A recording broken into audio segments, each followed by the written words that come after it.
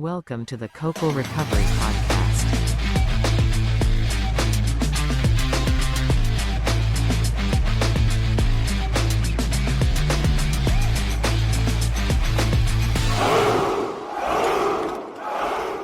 Hi, everyone. Thank you for tuning in to our sixth episode.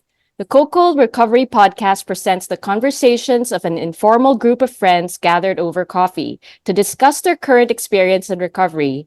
The simple purpose of this podcast is to be helpful by sharing the realities of people living in recovery. The hosts and guests may or may not be practicing members of 12-step programs.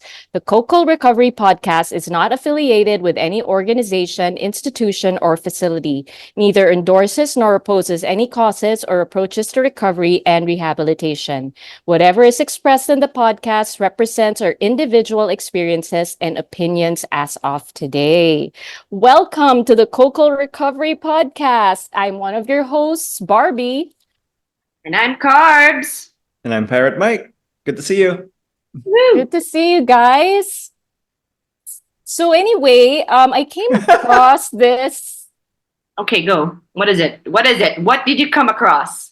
Well, this post on Facebook, and it said, and it kind of like hit me, when something like hits you when you read it and you're like, you can kind of like, totally get it. You kind of get it. It says like, someone needs to hear this. You can't save someone who's not willing to participate in their own rescue.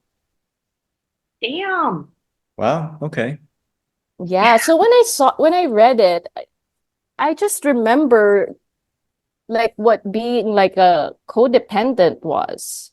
That was the first thought in my head was codependency. What about you guys? What's your take on this post?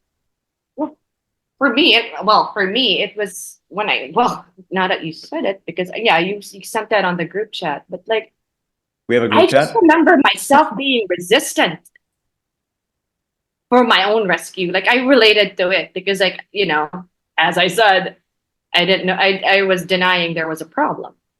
Therefore, I didn't need to be rescued. You know what I'm saying? Like, no, you can push whatever agenda you have to get me to get well. I'm not sick.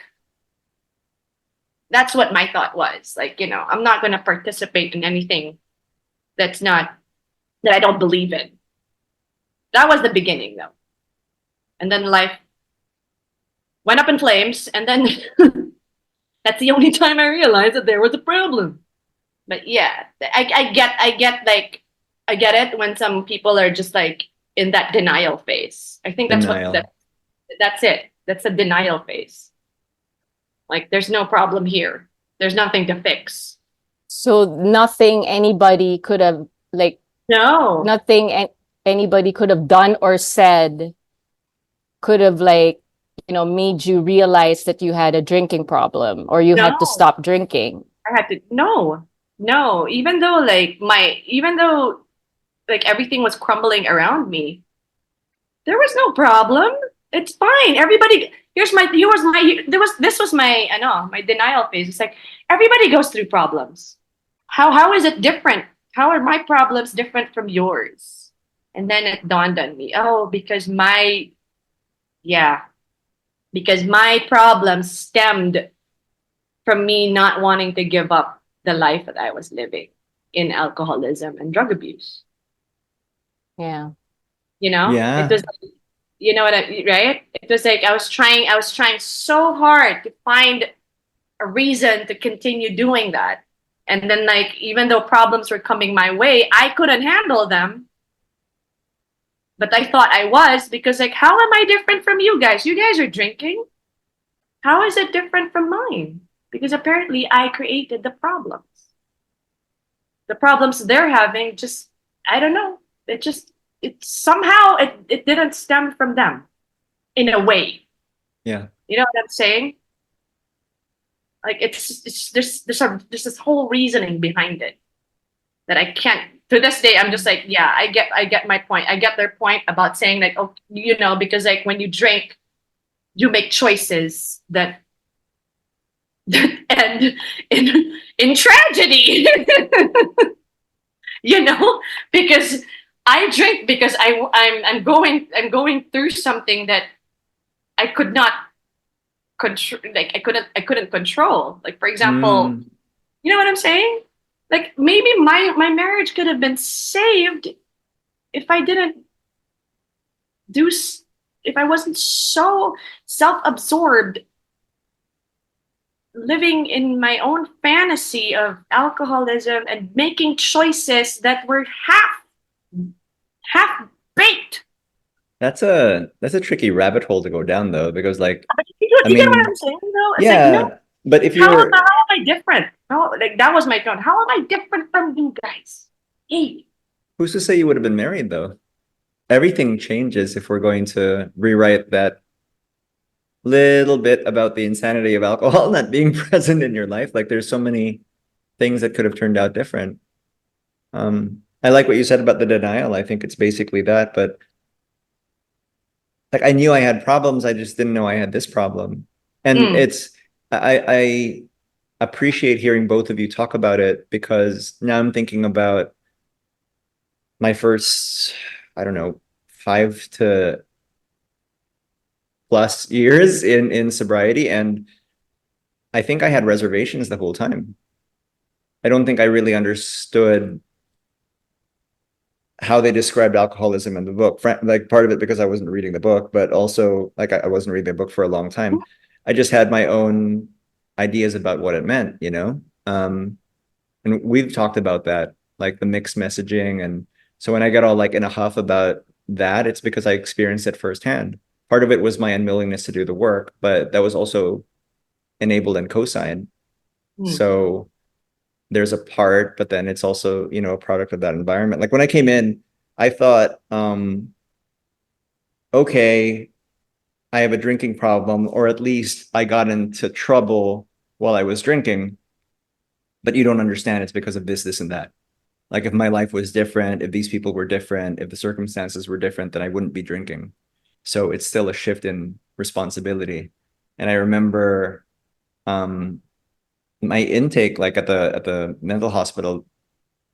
Actually, I don't even remember the process, but at some point they gave me a piece of paper, which is kind of like those 20 questions, you know, to identify whether or not you're an alcoholic, I guess. Mm. Yeah, And everything was a yes, right? Did you get in of trouble with course. work? Did you black out? Did you drive drunk? Here's the critical thing. So yes, yes, yes to like basically all of it. And at the end, there was one final question that was like, do you think your life would be better without alcohol? No. Mm. Yep. Didn't even have to think about it. No, because alcohol isn't the problem. I didn't understand it. And so I think that the post, right, where it says like, you can't help anyone who doesn't want to be helped. That's true. You kind of like, what are you asking for help for though? You know, in early sobriety, I thought I was in need of help. I wanted help. Um, but it was a very different kind of help. I wanted you to be able to solve my problems. Mm. You know, I wanted you to tell me it was going to be okay. I wanted you to help me find a job. I wanted you to love me. You know, I wanted you to do something so that my life felt better. Yeah. And I thought that if my life felt better because of, you know, all these things, then I guess that would be recovery. It was a very different mindset that I had early on. And so, you know, even when somebody's saying like in the meeting, sometimes you hear them say, we're going to love you until you can love yourself or learn to love yourself. I was like, yes, because I fucking hate myself right now. Or everybody hates me and I just feel like shit. And so I'll take it. You know, but love in and of itself, like, so segue to, you know, the big book, there's a part in the doctor's opinion, right? Where Yeah. I remember it being pointed out to me. They're talking about the condition of alcoholism. And then there's a part that says frothy emotional appeal seldom suffices. The message which can interest and hold these alcoholic people must have depth and weight. In nearly all cases, their ideals must be grounded in a power greater than themselves if they are to recreate their lives. And I don't understand what these words mean in the beginning, right? And if somebody tries to ask me to apply logic to them, I still don't. Because when you say frothy emotional appeal, yeah, I've met some friends of mine. We have different definitions of that, but immediately what I think about is things like, my parents being worried, right? My stepdaughter, visiting me in the mental hospital after, I made a scene, and she presents me with this drawing that she made. She's like 8, of me with a vodka bottle that says no more, right? Oh, And she's like crying. So those broken hearts, that stuff that I'm faced with, the shame, none of it was enough to get me to consider drinking, because I was yeah. so convinced the problem was something else. Yes. Mhm. I wasn't capable of looking at it. Yeah. Yeah. And it only started becoming clear to me when I was finally able to sit down with somebody who talked about their drinking and their recovery, and I recognized someone who was like me. When it talks about the message carrying depth and weight, like that's what it took. Number one, for me to get to that surrender moment that we've talked about in previous episodes, right? Yeah. For whatever reason, it's not the most spectacular flaming pile of shit Bottom that or I'm in part, whatever. right? Yeah, but then in that moment, God help me. Yeah. When that's broken through, right? And then someone's presented to me who had the same problem, who had the same hopelessness. Like it just lines up. Yeah. I think when that happens, when you ask God for help, that's when you're ready to participate in your own rescue, right? Yeah. Because without that, you're not going to do anything. You're just going to keep drinking. You're not, it doesn't matter if someone begs you or pleads with you to stop, like my family members, right? Like Yeah. they were very worried about me. I tried to kill myself a few times, and of course that broke my parents' hearts. I mean, imagine, I have my own kid, and she would always tell me, "Mom, can you not drink so much?" Like we would be in Balisin or something, and she's already afraid because we're at the beach, and of course, right? I'm gonna have so many cocktails. Like she's already afraid of what's going to happen, and then she would talk to my sister because she didn't know. She would always tell me, "Mom, can you not drink so much?" And I'm just like, "Nah, I'm fine." I'm Right. always like, "No, I'm I'm fine." And fine. yeah, and like, it's I already broke a toenail. I fell already. Imagine.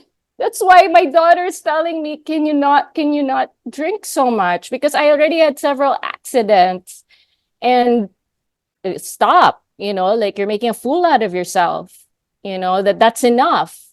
You already had a bottle, that's enough. Hmm. And the more I was just like, I just get mad, and be like, the more they tell me to stop doing it, the more I'm going to do it. I don't like being told what to do, and I think alcoholics Yes. don't like being told what to do. So, I really believe that, yeah, nobody could tell me to stop. And I love my daughter. You guys know that. Yeah. There's nothing I wouldn't do for her now. Now. But back then, I will say, I no. wanted to insert this because you said something that we all heard recently in a meeting, right? And you hear it. We alcoholics don't like to be told what to do. Mm. So that's one of the things that sets me off sometimes too, because it's like, okay, when I'm not in a recovered state, when I'm not in fit spiritual condition, Mm. that's my attitude, Yeah. right? But they make it very easy for people who are still stuck in that form of self in the beginning. But the hope is really that there's a miraculous change that happens where maybe my attitude isn't so punky, right? Mm. Maybe I'm a little bit more like giving and joyful. And then like the chapter we read in our big book study yesterday, like I'll be able to do all these things that an alcoholic, air quote, isn't supposed to do because I'm in fit spiritual condition. Hmm. Mm. The promise is so fucking huge. You can do Yeah. anything. So, like, with my take on this, that you can't save someone who's not willing to participate in their own rescue. Yeah, thank you But for bringing us I, back. yeah. So, look back to that. I saw it as a code, like the codependent side of things. Oh, like how? Like Because, like, for example, I'm not just an alcoholic, I'm also codependent. So before I started, drinking a lot and really, before my life became unmanageable, it was someone that I loved who was killing himself, and he was addicted to opiates and yeah, basically all painkillers. And he was slowly killing himself. And, he was having seizures because of he was taking like maybe around 15 tramadols a day. I mean, these are like not even prescription drugs. You can get them like in Watson's, like over the counter, you know? oh, And I just watched him like kill himself. And I would beg him, I would plead. I was like, please stop taking these drugs because you're going to have another seizure. Our medical bills are so high. You're spending all your money on all these drugs. And then because of the epilepsy, he bought weed because supposedly, like certain kinds of like CBD and THC can help with it. So we're not just dealing with opiates. Now it's marijuana. oh my And it gosh. was just like, our bank account was dwindling. There was really nothing left. And, the banks were sending letters already, demand letters, and I found them. And, I and I couldn't understand why he wouldn't stop. And I would show him our daughter and I would be like, don't you love her? Because I already accepted that he didn't love me, Oof. So I was like, okay, he doesn't love me. So maybe I can just use my daughter and be like, look, if you don't stop taking this shit, you're not going to see your daughter again, And I thought it was going to work, but it still didn't, And he tried, like he was seeing a counselor, he did go to a few meetings, but it wasn't consistent. He would, whenever he'd get in trouble, he would attend a few meetings. And then when it's Right. all good, he would stop. So he wasn't participating at all in his own recovery. As in, it was zero. As long as, he presented a clean drug test to me, it was okay. But it's not. It's not. Obviously, we know that now. It's not just about the drugs. It's not just about the drinking. Yeah. Recovery is not about just the substance. It's changing your life. And he wasn't doing that. So, and I really thought that, as a codependent, that maybe if I had just continued the drug tests, then maybe he would have stopped. Like I blamed myself. I was like, oh, the reason why he relapsed is because I missed the drug test for 2 months. And since nobody's monitoring him and nobody's watching him, he started taking drugs again.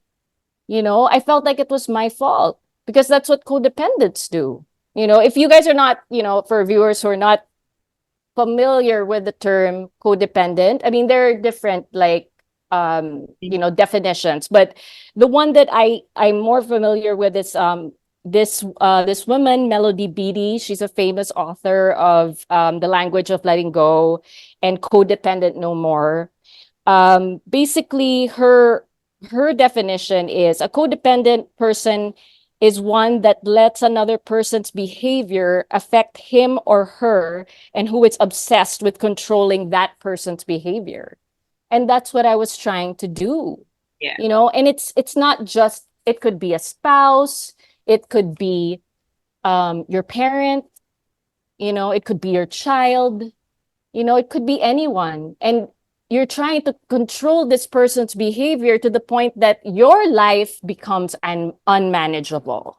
Yeah. And that's what happened to me. I went crazy because I made my whole life about, trying to cure this person that I loved, but it didn't work because he wasn't participating in his own recovery.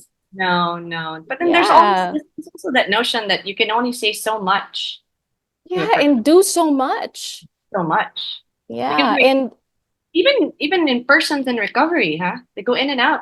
And then like, Mm. I have this person like asking me, hey, there's there a meeting online? Any right now. I go, I've given you all the freaking schedules, dude. All right. I never see you in any of them. Yeah. And yet you still ask me for the schedule. Scroll up, motherfucker. It's all there, right? It's like, dude, what are you trying to do? It's like, and then there are other people who are just like, you just yeah, those that don't listen, that just say like, what do you want me to do? Do you want me to wallow in your depression as well? I'm telling you, like, dude, go to a meeting. I don't know. Like something like that. I give you all of this information. I'm telling you what's working for me. I'm trying to plant a seed. And still you're just like, there's only so much I can say, and you're still so adamant at like, please, please. Like, Yeah. I've And of given course, you everything that I can. They don't yeah. know. They don't. And They that's don't know all what you they can want to do. do. Yeah. And that's all you can do, right? We Right? talked about this in another meeting that sometimes we just have to plant the seed because it's only Exactly. God. It's only God that can really, wake them up, Yeah. Yeah. I And mean, if you're planting a seed on a rock hard head, that's not soil, dude. I mean, like the it's stuff that not that you're person's it's like it's time. not the soil's hard. Sorry, there's a drought in that head. So it's like, dude, like you know that sometimes I get so pissed off because I get people from in and out in recovery, and it's just like he once told me, I go like, yeah, no, we know what to do. We know what to do because we're alcoholics, and we know what to do. And I go like, until we don't, Right. okay, until we don't. Yeah. Right. And So then there are those people that participate. they just attend meetings to vent, to share, and they think that that's enough. They don't do the steps. So There's- that's why nothing changes. Exactly. They're still miserable Yeah. because basically for me anyway, or for us, if I can talk for us, that participating in your own rescue means doing the steps. Mm-hmm. Are we in all agreement here, or I've even gotten Worked for I've me. even gotten the oh, I'm not into it. yeah, I just don't like the steps. Right. What do you mean you're not into it? No, what the fuck are you doing here? For the coffee and Coffee and donuts, they suck. Coffee, the donuts, the company, the sympathy. the cookies.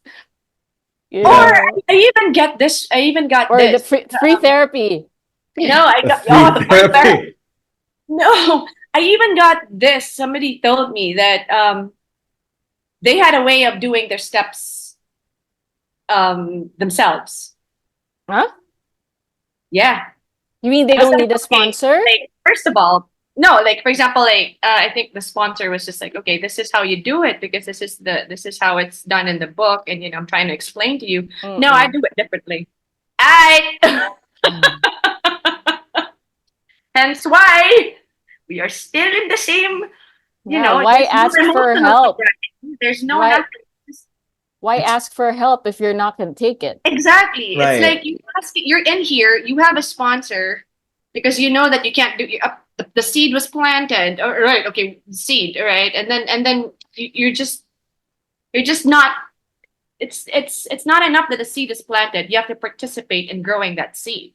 But it's tough, right? Because I get frustrated with as well, but the frustration comes from me assuming that this person is capable of right thinking. Mm. And they're not. I mean, a lot of times they don't even know. So like, why are you asking me meaningless questions when you know all the answers already? If I put myself back into the way that I was then, because I want connection, because I don't want to feel alone, but I don't want to do what you're telling me to. I'm still trying to like do it my way.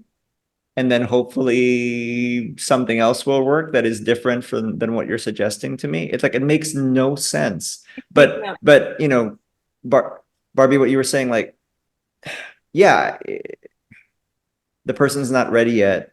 it's not their time yet. I don't know what that's going to look like, but they're just not in, they haven't had that surrender. No, Mm. you're right. You know, there's Yeah, still they something haven't that they're holding on to. Actually, I was gonna, that definition that you read about codependency, what I appreciated about it is very similar to the parts of self that it's talked about in the book. I mean, the selfishness and the self-centeredness and the and we were in a meeting recently, you know, there was somebody who in my eyes has been a recovered alcoholic for a while now, and they were talking about what we discuss in meetings. So I think there was a reading that you shared, Barbie, and they were like, well, when I read this, I thought it was a CODA reading. I didn't know it was an AA Yes, reading, it was about right? patience. It was about patience, and Mhm. they went on to say, we had this conversation. They were like, well, when I come to a meeting today, you know, I'm talking about my experience in recovery today. And if there's a newcomer there and it's helpful, I'll go back into what it was like when I was drinking and using. But if there's no newcomer present and it's a bunch of us with time and experience, you know, they said, in my opinion, what does that become? It becomes a CODA meeting, because the things that I'm dealing with Yes. today are not Mhm. alcohol and drugs. It's not active alcoholism and drug addiction and drug use anymore. It's these harmful attachments that are still causing resentment. The definition of codependency that you described sounds an awful lot like the resentment that I can still get into today, because, and we heard this in a meeting, right? If I'm resentful or angry at somebody, if I'm emotionally affected, you could say that they become my higher power, because all of my reactions are based on this Yep. person, place, or thing that is affecting me Mhm. right now. Yeah. And that's like And codependency. and codependency is also about trying to control people, you know? right. Yeah, and not just people, situations, you know? And if you can't get your way, you know, then that's a trigger.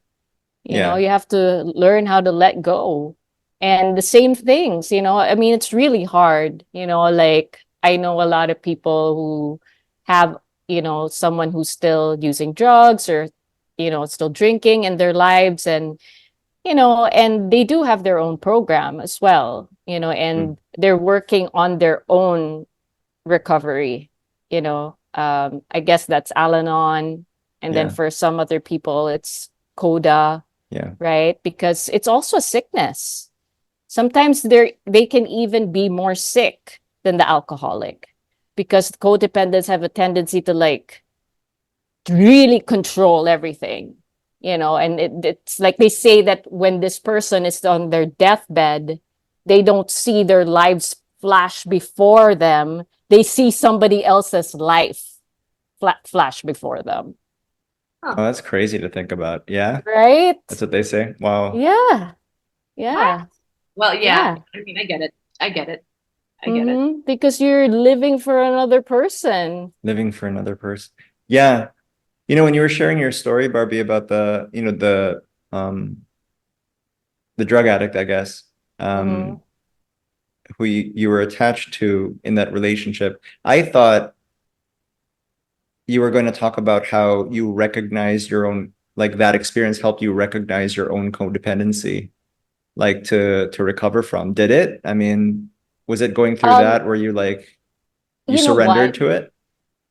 for me it was a humbling experience, because when I started drinking and I was out of control, I was like, I understood why he couldn't stop, no matter how hard I, you know, pleaded with him and how much I told him that I loved him. When I started drinking and it was so out of control, I couldn't do it for my daughter as well. You know, and I was like, oh my God. It's like it's yeah, it's Okay. come full circle, you know? And it's like, oh shit. I judged this person so much. I put him down. Like I was really like, what's wrong with you? Be a man. You know, stop it. Like, don't you have any self-control? You know, like that. I'd be like, you just don't have the balls. You know, it was really bad. And then it was my turn all Hmm. of a sudden, and I was in the same situation. And people are just like, you're so weak. Why can't you just stop drinking? Don't you love your daughter? What kind of mother are you? Right? And I was like, oh my God, this is what I get. This is karma. That's what I thought. That's what I thought. When I saw this, I was like, oh shit, you know? There are other people too who are like, you know, when you finally recognize that you do have a problem, there are some people, they know they have a problem. Like they know they have a problem and they know what to do. They just don't want to do it. Hmm. Yeah. That's another thing though. Yeah. Like This, it's like I mean like I get it because like yes, it's fun to, you know, it's fun to drink, it's fun to do drugs. Yes, I get it. But then like it comes to a point when a person like recognizes, okay, I know I have a problem. All right. I know it. It's just that, well, I just don't want to do anything about it. Now that for me is another level of denial. If I'm speaking freely here, it's like that's you're crazy. Like still drinking or using, and then I Yeah, just don't want to do anything about it. Okay. yeah. You know what I'm saying? It's like, yeah, okay, I can, and you know, it's like people just gave up telling him, or telling people like, okay, no, he's just like that. Like that's I don't know. Yeah. That's another level of like not participating in your own recovery or in the solution of something that yeah.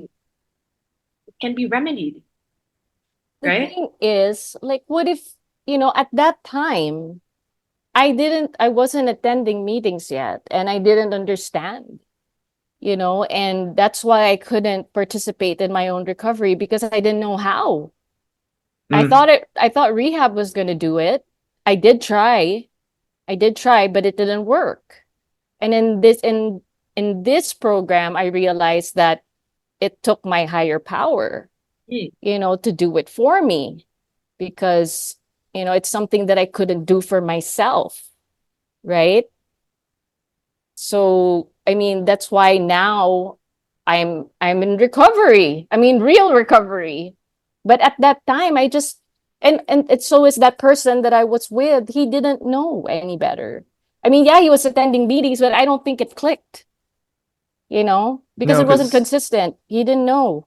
well, and if you're anything like the way that I was in active alcoholism, even in sobriety, Parbs, when you were talking about describing that person, the reason why I asked whether or not you're talking about someone who's still actively drinking is because I fit the description of the person that you described in sobriety. And Ah, for me, the reason was the same because I could get away with it. Mm. mm, Mm-hmm.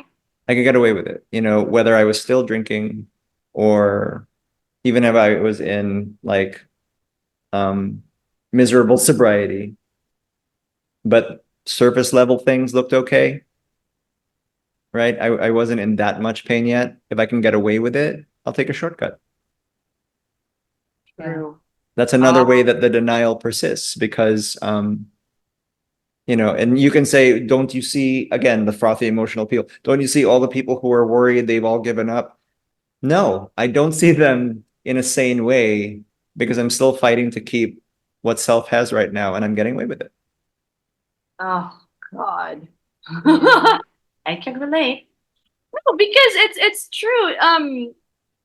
You know those like I would just remember like my ex-husband would be like, we're going out. This happens like every week. Can you not drink too much? At first it was like, can you not drink? And then slowly it's just like, we're going home. That's all he said. We're going home because you're too drunk. It's like he knew it was there already. And then my parents would be like that. Okay, you're going out. Can you not drink? It's like every time. And I'd be like, sure. But I could get away with it because Yeah. nobody was stopping me from doing it.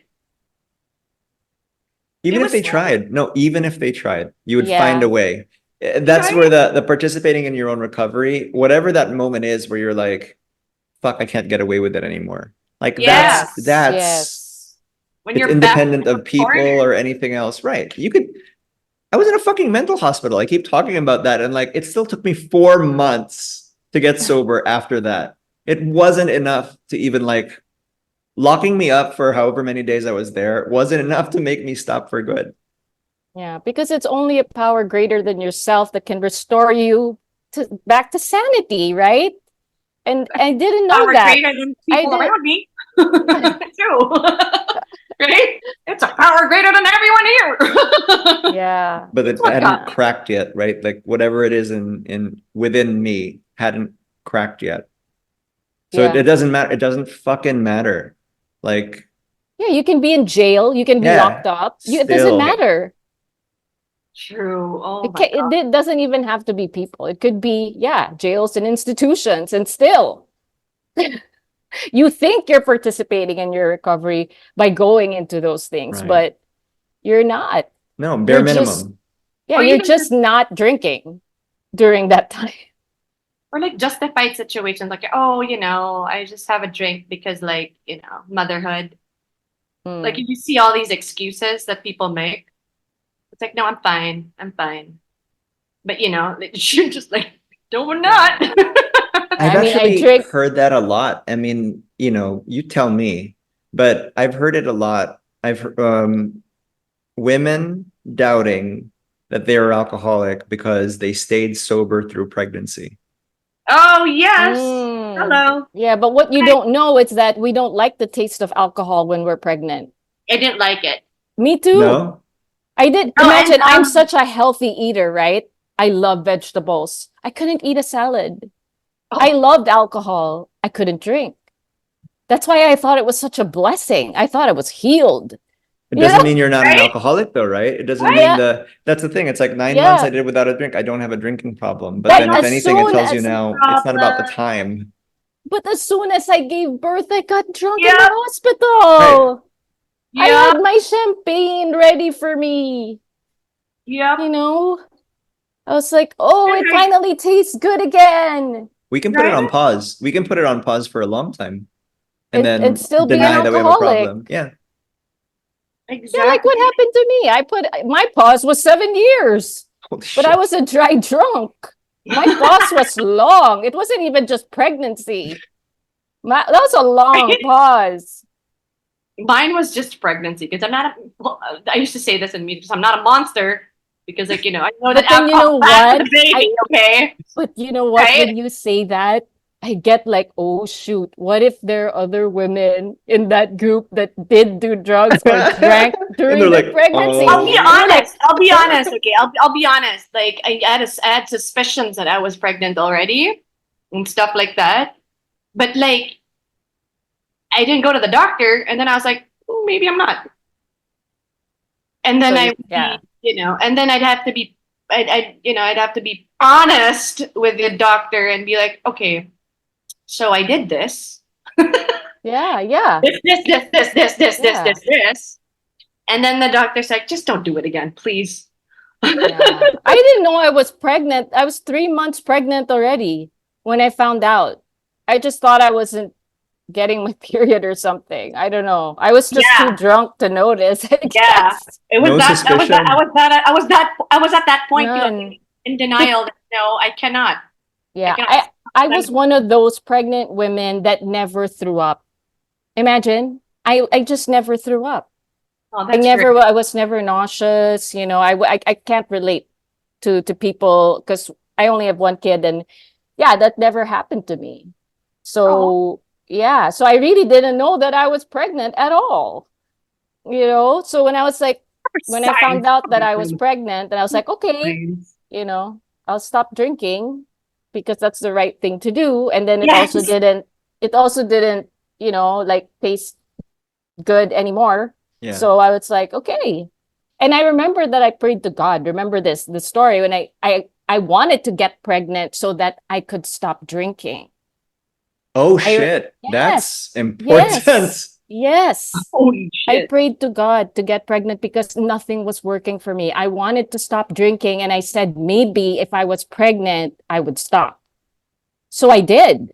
I did. But then as soon as I gave birth, boop, back See, back to drinking. both of you shared stories that indicate, I'm not gonna say alcoholism, but at the very least, like a problem with drinking, right? So like thinking, like praying that you're gonna get pregnant so that you stop drinking, like that's not a usual thought.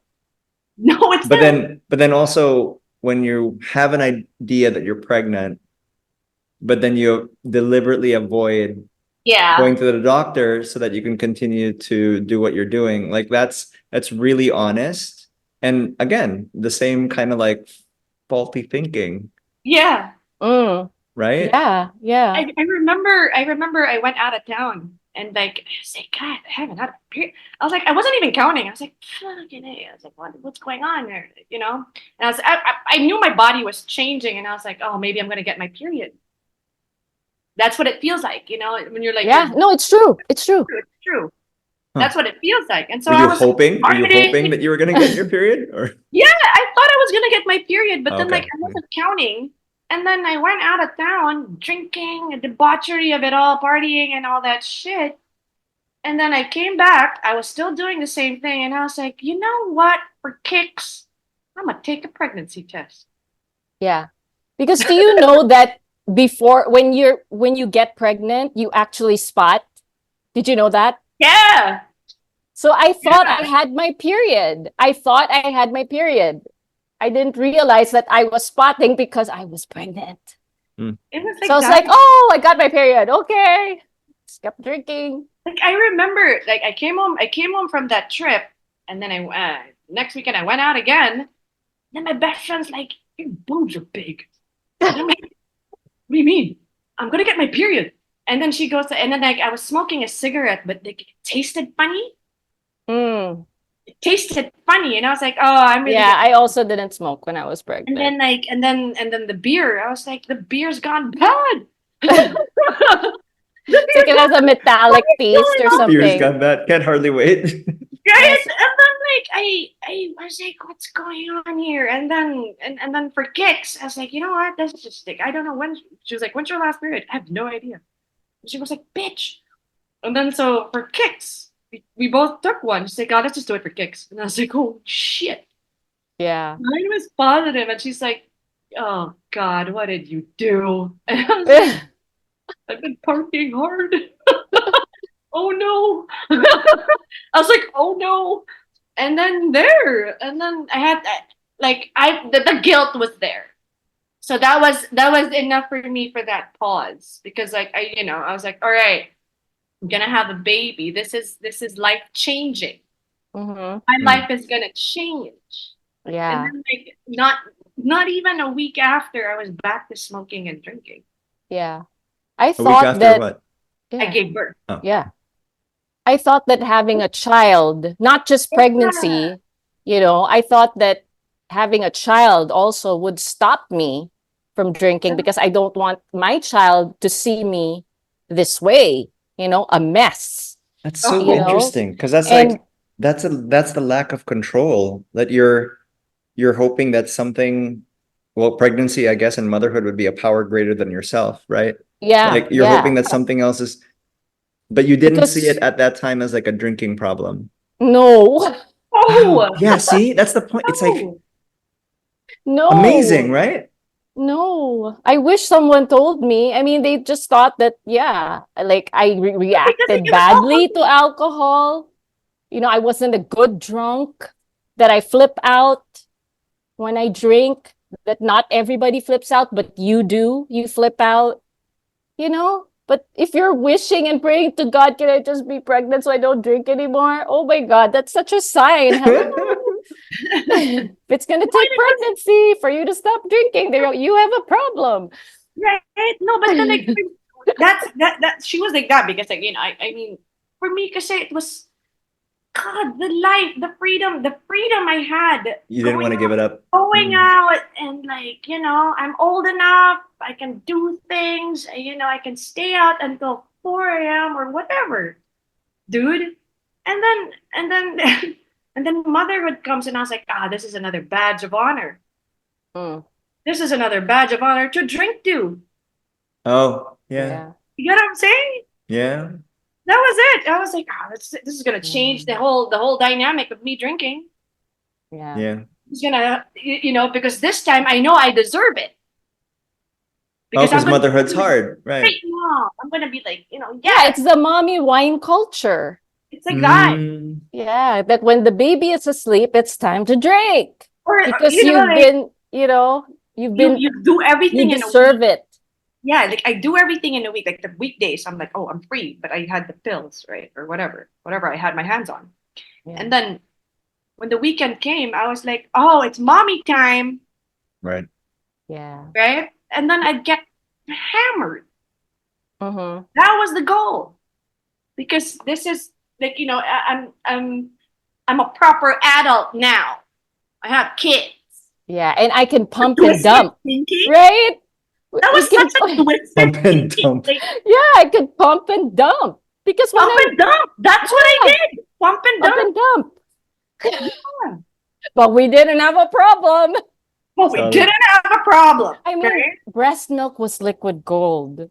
I mean, it was so hard, I begged you off it. know, I but begged it was off like, after 3 but weeks. I was like, I can't do this anymore. imagine, I was like so drunk and I had so much milk and I was just like crying and I'm just like, oh, I have to throw it all away. I Oh have my to throw it all gosh. away. That's Oh my God, this is Jesus. another episode. No, but Yeah, you this see, is Being an alcoholic while pregnant.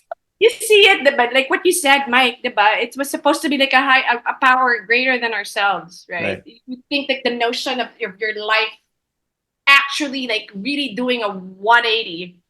Like you're a mother, you have a family, Yes. Yeah. everything. It's supposed to make, okay, we're gonna slow down now.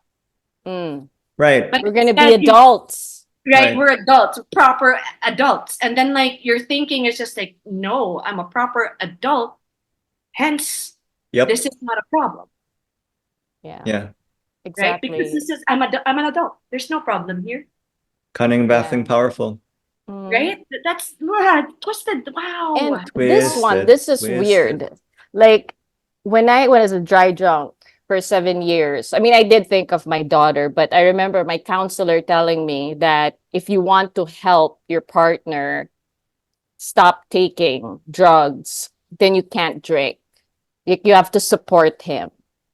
So I just thought I really wanted to stop drinking anyway, for my child. And she was about to turn 1 at that time. I was like drinking.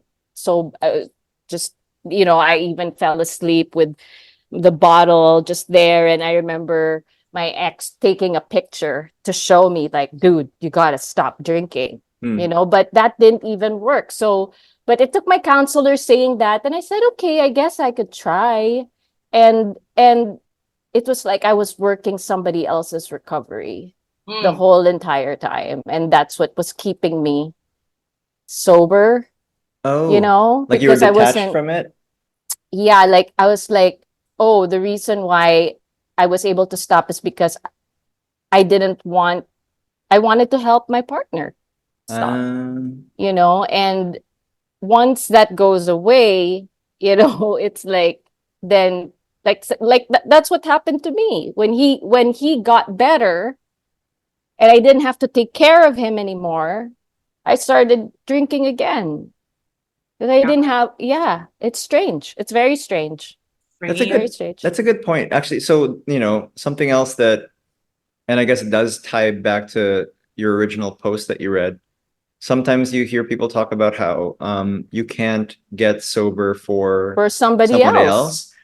I used to think that, no, that's not true, because the whole reason why, like, my moment of clarity came when I was thinking about my stepdaughter and I was like, what the fuck are you doing, asshole? Right? And like, I can't do this on my own. God help me. I'm going to ask for help. So this whole time I thought I did get sober for somebody else. But listening to you now talk about what it was like working for somebody else's recovery, I was still getting sober for me because I wanted to feel like I deserved her forgiveness. Mm. So like there was a target, right? But it was still self-centered, or else I wouldn't have felt that kind of emotion around it. It's still kind of twisted. I thought I was doing it for somebody else, but I was still being self-centered in my recovery. And I guess that's okay, right? Again, like when you hear people say this is a selfish program, when everything in the book like screams that it's not, it might start out that way. We come in for selfish and self-centered reasons, me, forgiveness, redemption, whatever, get the cops off my back. But hopefully it transforms like some of the other ideas that I talked about, right? And it's not a selfish program anymore, or else there's going to be more pain.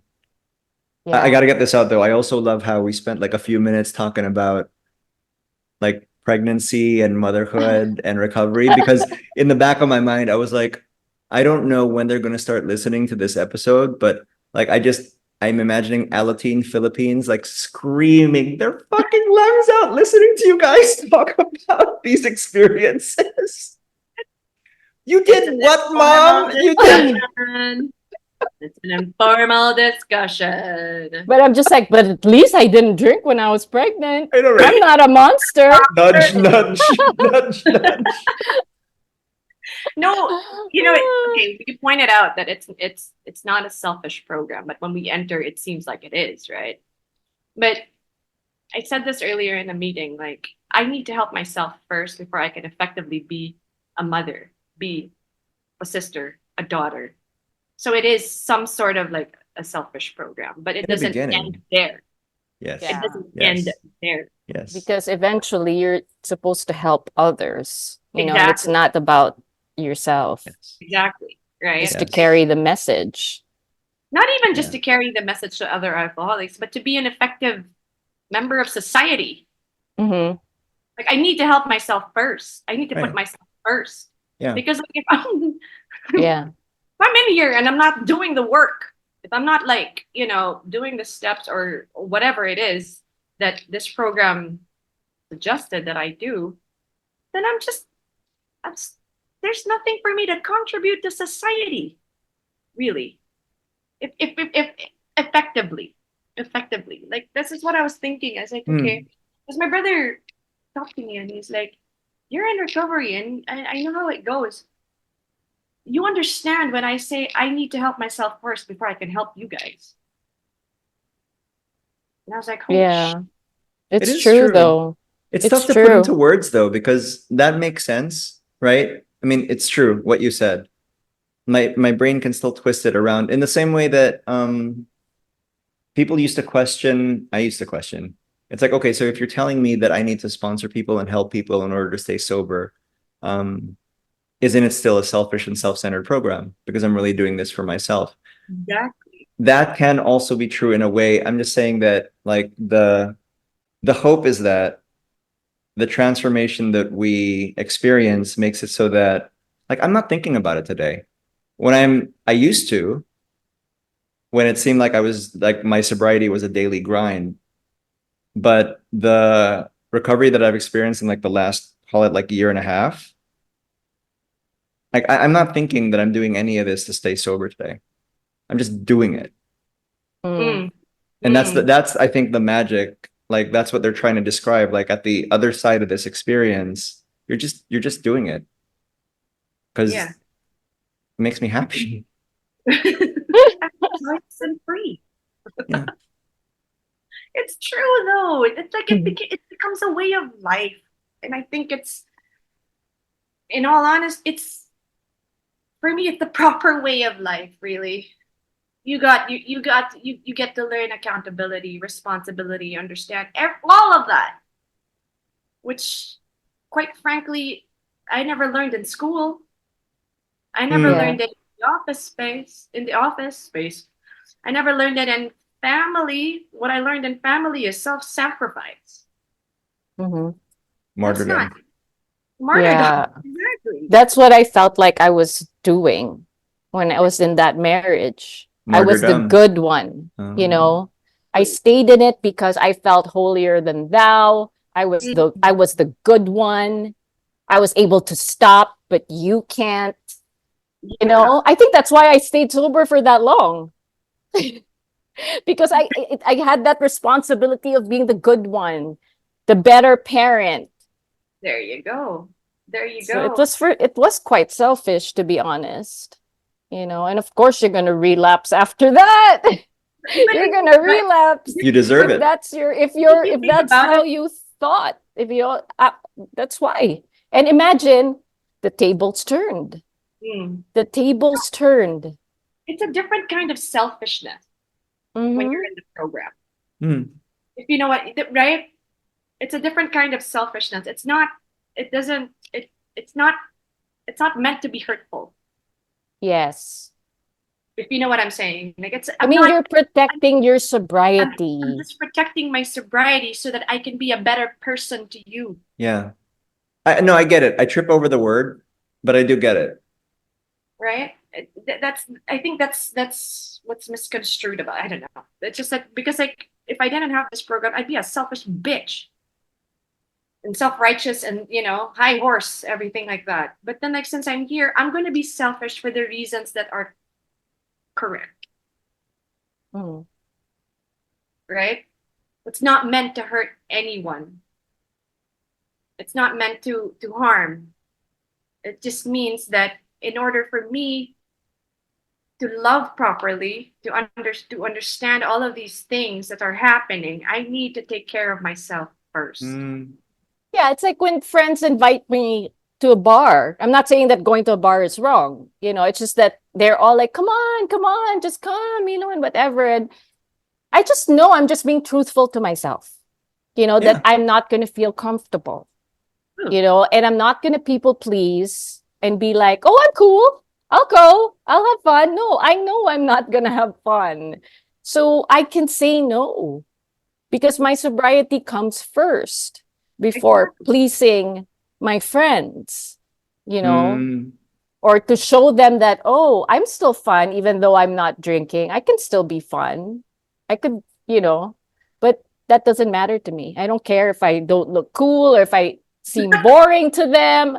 But you know what? They don't, they like it that I'm sober now. That's what's good. They like it. They You love, see, that's it yeah, there. You said Support. it right I there. do have the support. Yeah. You said it right there. They like me better when I'm sober.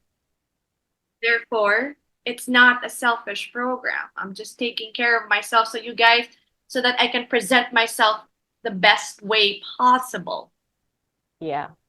Mm. Well, I have a right? question for you guys. Since you're both sponsors, how do you deal like with your sponsees when you're giving them advice and they're not doing it?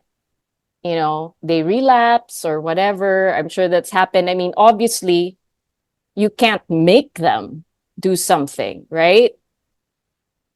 How do Like, you handle that? you can't take it personally because like there's only so much I can say. There's only so much I can suggest. I'll be there. I'll be there. Of course. Like, you can tell me anything. You can cuss. You can, I don't know. You can, whatever it is that you want to express to me. But then like, I will tell you what you can do, and it's up to you Yeah. to heed that advice, right? Yeah. Mm. Because after all, that's not my life. That's Yeah. not my recovery. Mm. Yeah. What about you, Pirate Mike? I'm sure you've encountered sponsees that have relapsed, right? And Oh, is a there bunch. anything you can do or say to make them go back or get clean again? I just snort cocaine. No, no, because I don't drink. No, Right. no, Bump your it's load. difficult because it had been difficult when I was starting out. Because I developed such strong attachments. I Mm, was codependent, yes. very invested in what they were doing, and so I did take it very personally.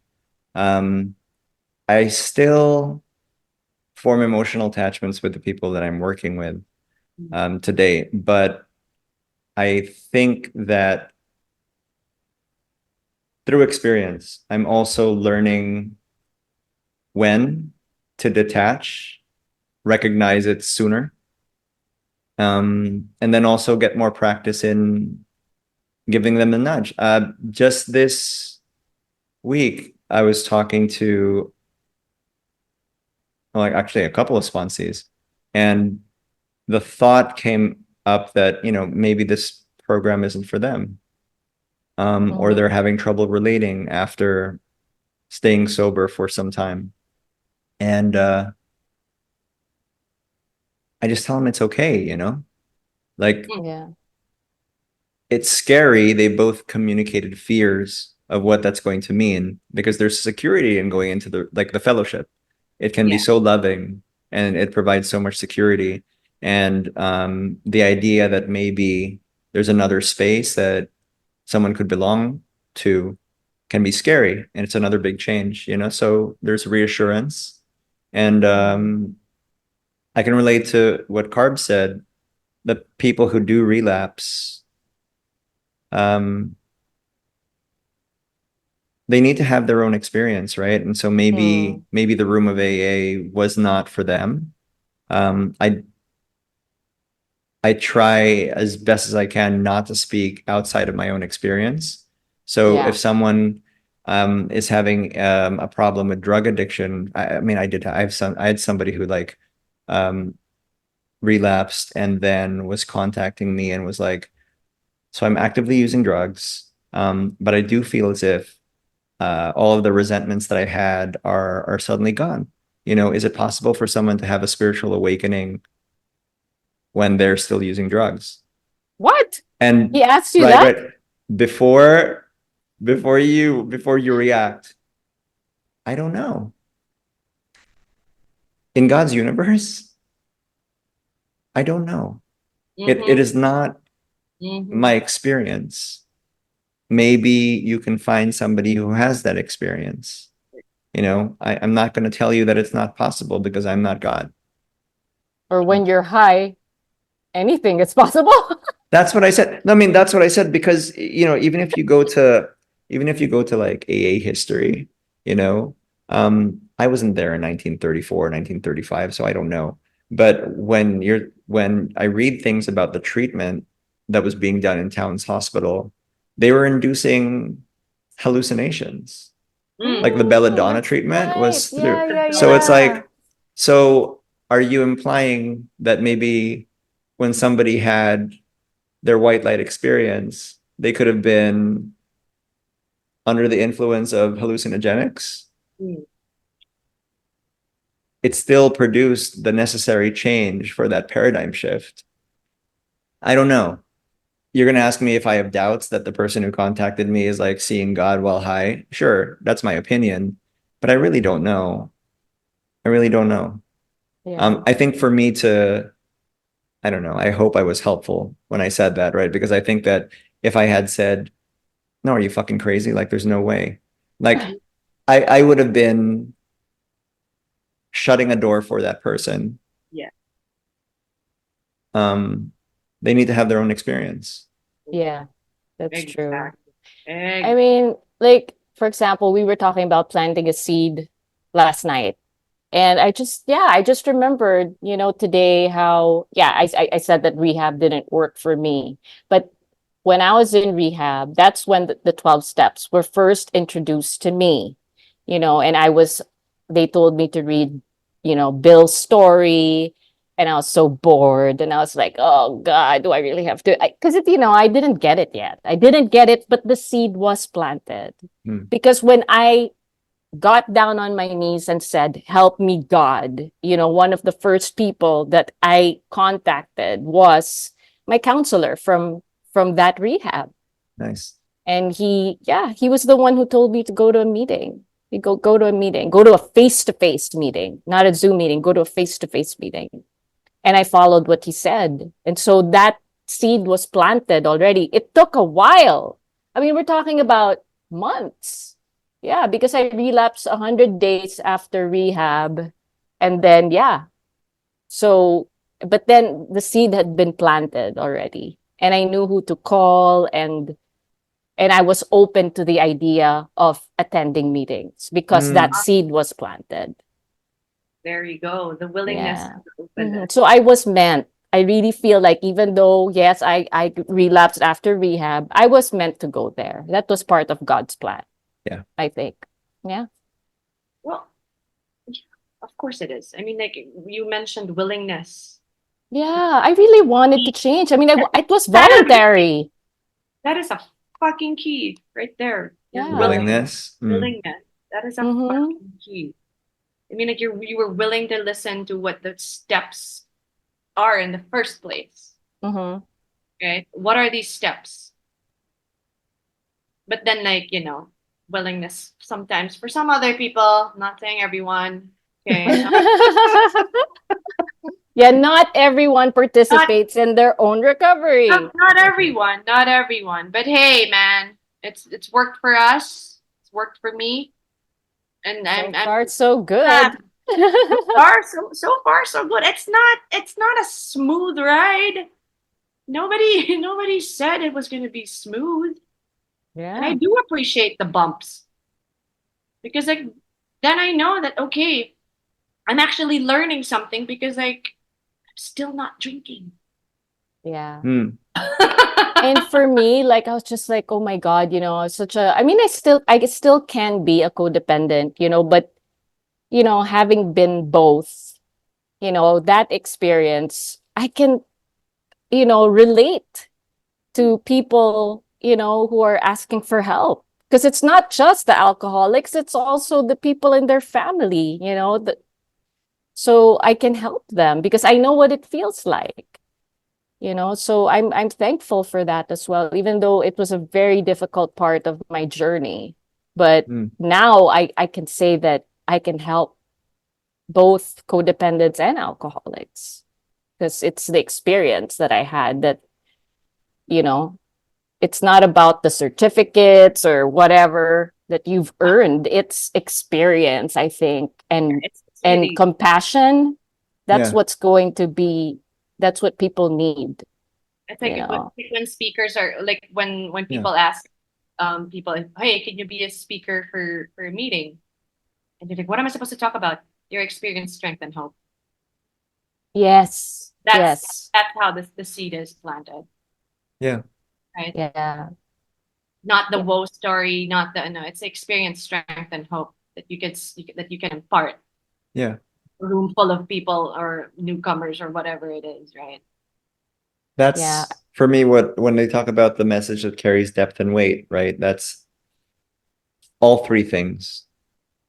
The hope being very important because I used to think it was just depth and weight meant somebody telling a drunkalog that I could relate to. But it was really, in order for me to recover, like, or experience recovery, it was really important for somebody to illustrate the hope. So it's like you were just like me, but now you're living a much different life that I'm currently experiencing. How did I do that? Hmm. Exactly. And Exactly. like a few days ago, um, I was in class and my instructor said that he had an alcoholic client and she would drink 4 bottles of wine a day. So she had like a routine. She would go to the grocery and then she would get 4 bottles of wine and she would finish it. This is every day. Okay. And then she would always say, oh, I have to cook food. So I have to go to the same grocery. But deep inside, she knows that she's going to buy those 4 bottles of wine. So my instructor, who's a doctor, so this is a doctor, he said that, oh, let's fix your routine. Maybe if you don't go to the same supermarket anymore, then you won't buy the bottle of wine. Maybe you could change it up, your routine. And he told me that it worked, but he said that she hasn't been back to his office. So I'm thinking to myself, dude, that did not work. That did not work. What? Like, Oh my god. Yeah. No. I don't even know why he said that. So I was just, and that's what, because some of my classmates, and I mean, they are brilliant. They were brilliant. I was so intimidated. Some of my classmates in this course were doctors from the University of the Philippines. They were brilliant. They had these case studies. They explained it very well. But you know what? They're not in recovery. They don't have the experience. Yeah. They don't have the experience. Yeah. So you can Yeah. come up with all these schedules and this is the way you go, take another direction or whatever and whatever. But hey, I know as a person in recovery, that's not gonna work. That will probably work for 1 week at the most, or maybe 3 days, but it's not gonna work long term. Yeah. That's not working on your recovery. You know, I'm gonna work on my recovery by not going to the same supermarket. No. Here it is. Okay, wait. I had an experience with that, the changing your routine and writing down a schedule. Ah, I knew I was just like, okay, I can't like, so I was made to do, I was in treatment. So I was made to do like every hour. I'm gonna show you guys every hour. I had to fill in something. Yeah. Like, I can't have like an idle hour. And then I was like, this is not gonna work. This is not gonna, like, my thinking is not gonna, like, well, what are you gonna do? Like, oh, I wanna go to an AA meeting, I'm gonna go to treatment, I'm gonna go self-care, work out, do errands or whatever, work. That's Get ready for very, outpatient. Yeah, and that's so Yeah. So when I outpatient, see it, I'm just like, You know yeah. what helped me? Mm-mm. I was put in curfew. I had to be home by 6 p.m. Oh, I can do a lot by 6 p.m. Right. I can do a lot of damage before 6 thing p.m. about that was, so I was like, oh, okay. And then I go like, oh, 6 p.m. Fuck, right? I was like, shit. And then and they were like, and you're not going anywhere else. If you're not in the office, you're here at home. Because like it just so happens I was working for my dad's company. So everybody was on watch. I was like, okay, this is fucking terrible. I can't escape this. So that's what worked, because like somebody was watching me at all times. But you were a dry drunk, diba? You were No, a dry I was drunk in because treatment. I was in treatment. I was already going to AA meetings. I had a sponsor, I had a counselor. When you say it worked, what do you mean by it worked? It worked to do what? to just worked not for drink. me no, it worked for me because like To like even though like I was in the office, I'd be like, oh, myself, fuck my life. I'd be like, I needed to work or whatever, or I didn't have work that day, but I needed to stay there because like if I left, like the driver would call, oh, we left the office, and I'd be like, fucker. So it was like my movements were monitored. So Yeah. there was no time for me to manipulate the situation. There I was think no, it there was worked no, there because was, you couldn't get the booze, but I could Yeah. not. I you could wanted it, right? I wanted it. I wanted there. to Yeah. steal away. I wanted to go to lunch. But Yeah. but then my movements were my movements. That's painful. But that's the important distinction, right? So when you say Yeah. it, like if we're just looking at it as like, what is stopping you from physically drinking today? Sure.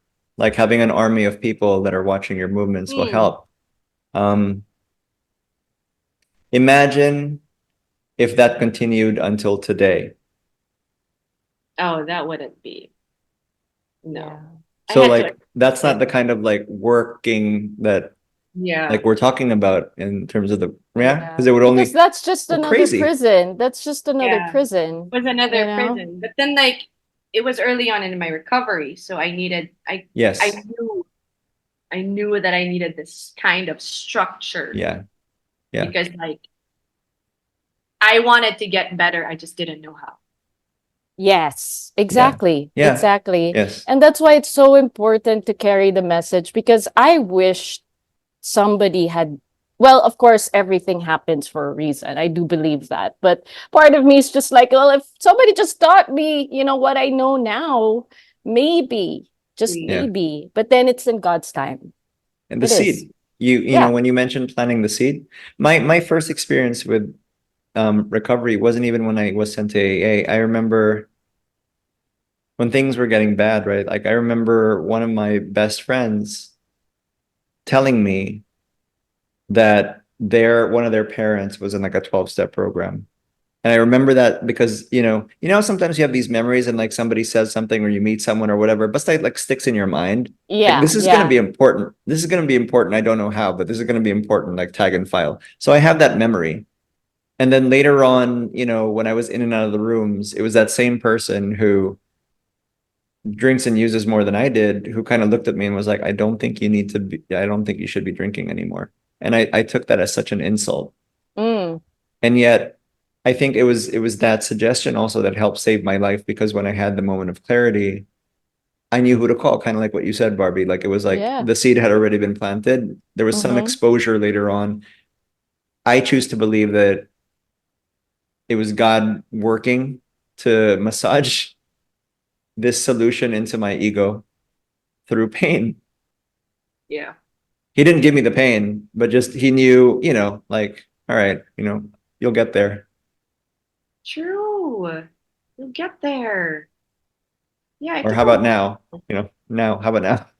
But now. No? No? No? How about now? No, but that's the thing though. Like, of course, I guess early in recovery, we all got that resistance to it.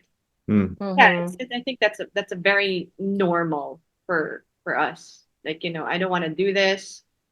I don't have a problem and stuff like that. But then, like, there was something in me. Yeah, you're saying that seed that I needed, something in me was telling me that I needed to help the seed grow for some reason. I don't know why.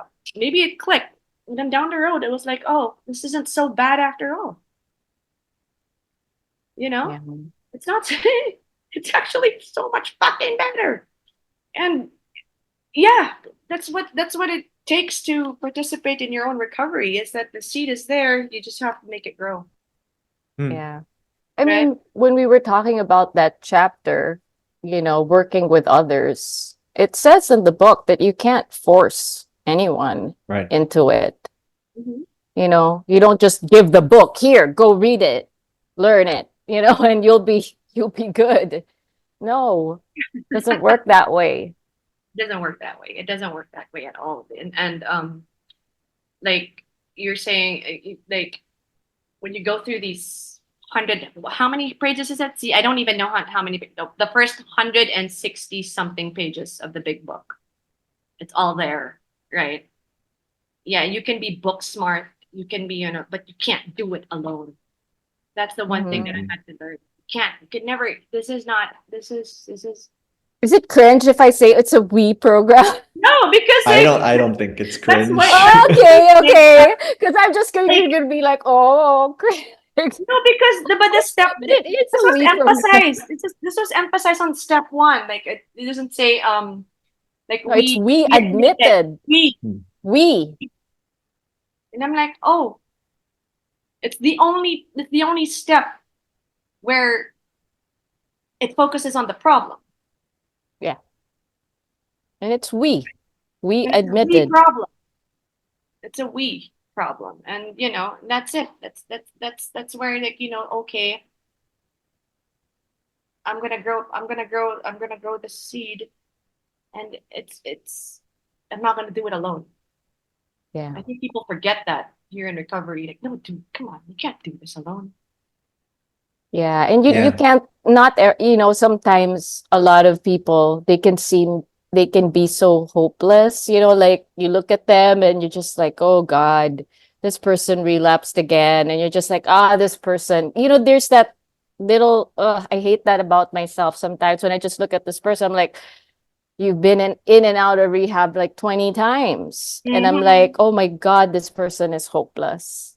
But that's not for us to say.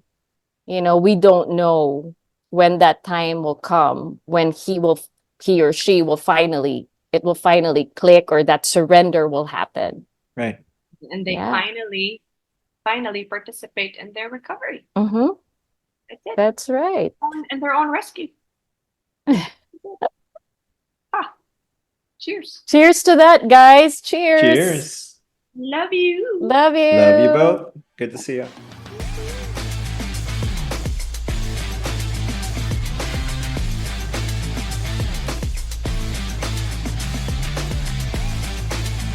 This has been an episode of the Coco Recovery Podcast. If you would like to get in touch with our hosts or guests, please email us at cocorecoverypodcast@gmail.com. Thanks for listening.